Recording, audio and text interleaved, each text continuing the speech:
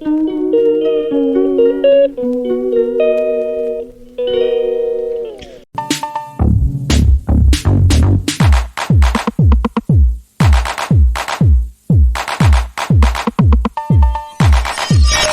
Friends, welcome to my YouTube channel.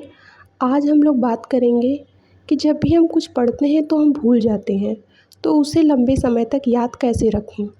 चलिए बात करते हैं। पहला पॉइंट है कि आप जब भी कोई चैप्टर पढ़ रहे हैं तो आप उसे एक बार सरसरी नज़र से पढ़ लीजिए। जैसे आप स्टोरी पढ़ते हैं ना, उस तरह से आप उसे पढ़ लीजिए।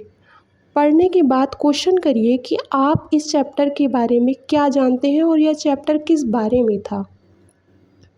फॉर एग्ज़ाम्पल, जैसे इकोनॉमिक्स है तो इकोनॉमिक्स के अर्थशास्त्र के बारे में, तो अर्थशास्त्र क्या है और अर्थशास्त्र के बारे में आप क्या जानते हैं।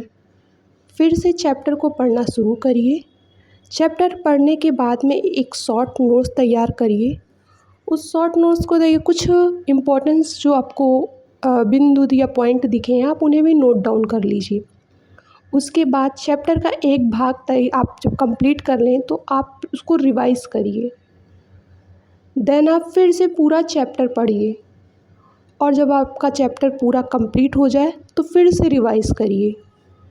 रिवाइज़ करने के बाद में आप उससे रिलेटेड जितने भी क्वेश्चंस हैं उन्हें सॉल्व करिए।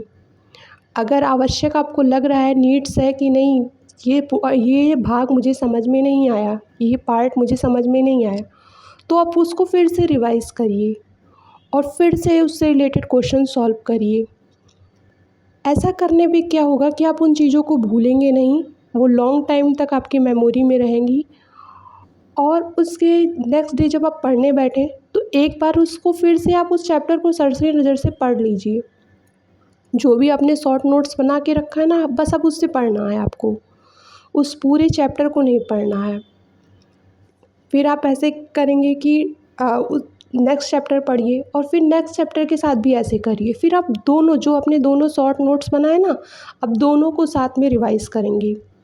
Thank you for watching. Video अच्छा लगा हो तो सब्सक्राइब करना ना भूलिएगा।